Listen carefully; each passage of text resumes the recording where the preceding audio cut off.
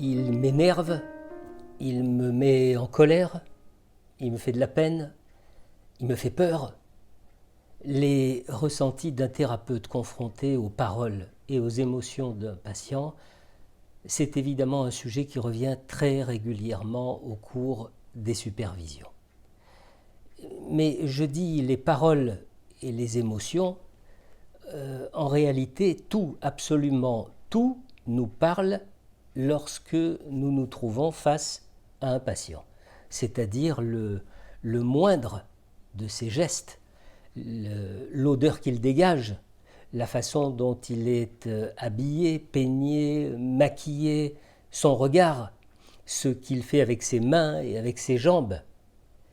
Toutes ces perceptions résonnent en nous et induisent un état et un ressenti dont le Candide croit qu'ils sont le fruit, la synthèse de toutes ces perceptions-là.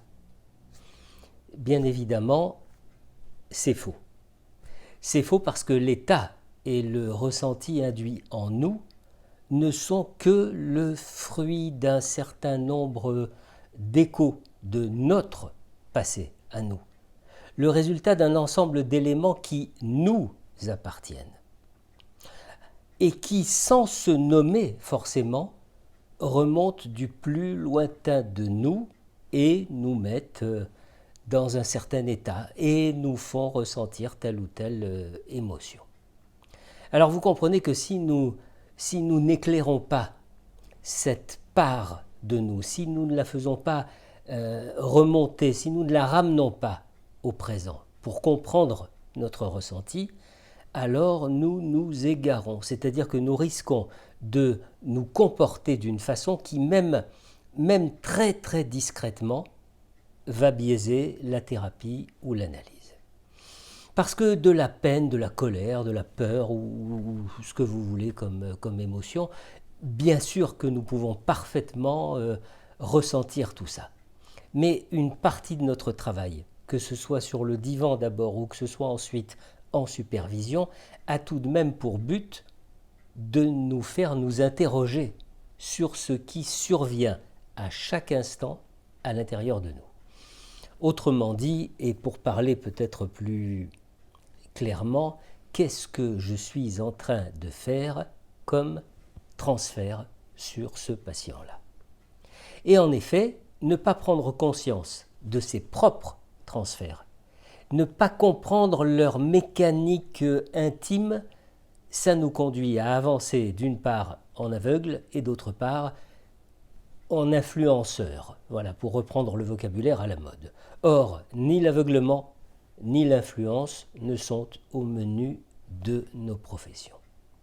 Et donc, il est impératif que le thérapeute soit accompagné en supervision afin de l'amener sans cesse à s'interroger sur lui et non pas sur le patient. Nos réactions, nous devons les garder pour nous. Que le patient insulte notre religion, qu'il qualifie de débile des choix politiques ou des choix sexuels dans lesquels nous nous reconnaissons, qu'il salisse quelque chose qui nous tient très à cœur, qu'il se mette en colère, oui, et qu'il nous abreuve des pires injures, eh bien non seulement nous devons savoir que ce n'est pas à nous que ce matériau s'adresse, mais qui plus est, le patient a parfaitement le droit de penser ce qu'il veut. Si le praticien se sent heurté et s'il réagit à l'encontre de la parole de l'autre, alors il faut qu'il retourne très vite faire un petit tour chez son superviseur favori. Parce que ça signifie qu'il a un grand besoin de travailler son contre-transfert. Nous sommes là pour entendre et pour réfléchir. C'est tout. Certainement pas pour donner notre avis ou pour défendre nos positions ou nos croyances.